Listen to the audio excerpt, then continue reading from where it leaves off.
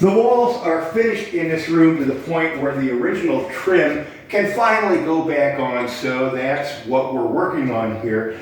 And something I found when putting in the original trim is I don't want to put one piece in and nail it solid and put it up, because all the stuff was already cut to a specific dimension, and I found it's best when working with these pieces that are already all cut to just loosely nail each piece in until I get all the pieces in, and then once all the pieces are there and aligned just so, then nail them all good and solid. Well, all I got left to do with this window is this little apron piece that goes under the sill here, and then there's the trim piece that goes on this side here that's still missing.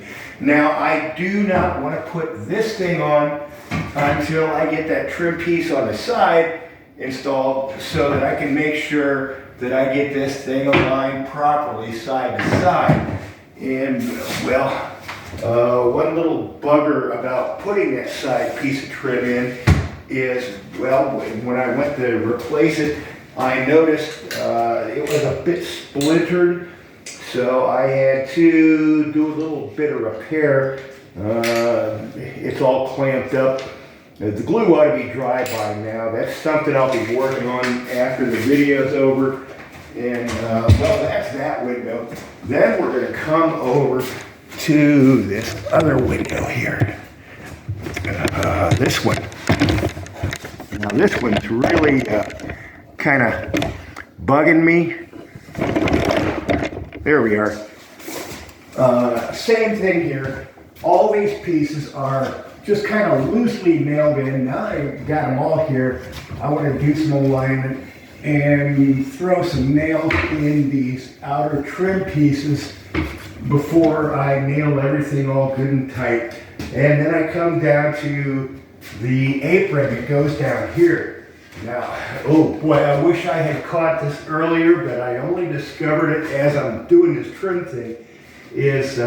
Well, it's all insulated underneath here.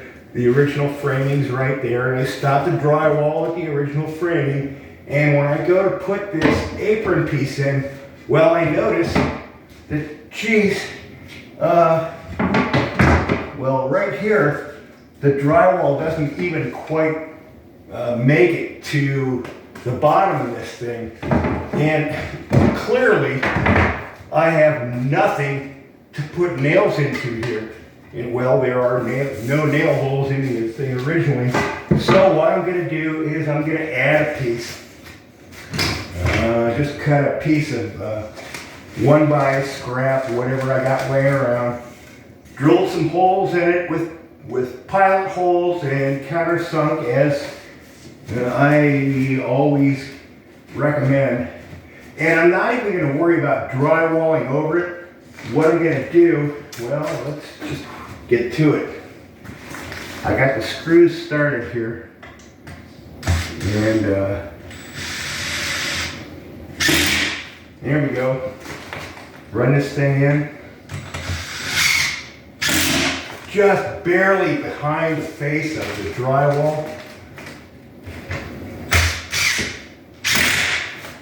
And what do we, I gotta hold it down tight. That one didn't seem to grab anything. Yikes. All right. Don't know why it didn't grab anything, but maybe I need a longer screw. Let me go find a longer screw and see if that works. Fishing around here. Yeah. Great. Not a single longer screw in there. Well, I got a 3-inch. All right. Good gracious. I was looking for a 2-inch screw. Don't have any immediately handy, but I got a 3-inch screw. This probably won't work. It's going to be too long, but we'll try it. There we go. Hey, it works. Nah, not quite. It's sticking out beyond the surface here. The foibles of restoration. Pushing it back slightly.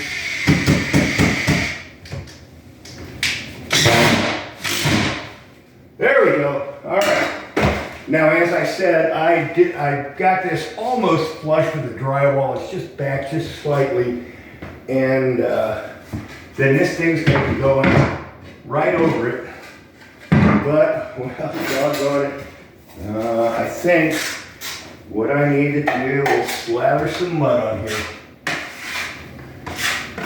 Which means that trim piece is not going on tonight.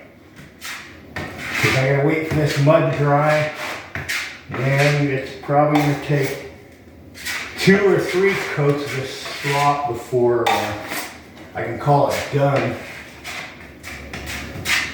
So, we're just mudding over that.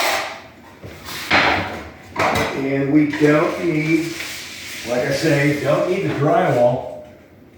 We're just gonna apply tape right over the wood. And kind of smooth it over, just like that. A little more smoothing needed, I suppose. But once I do that, now I have a little surface there where I can nail this thing. And I discovered that not just that window, but the other one on the other side, I got to do the same thing. There's always one more thing to do.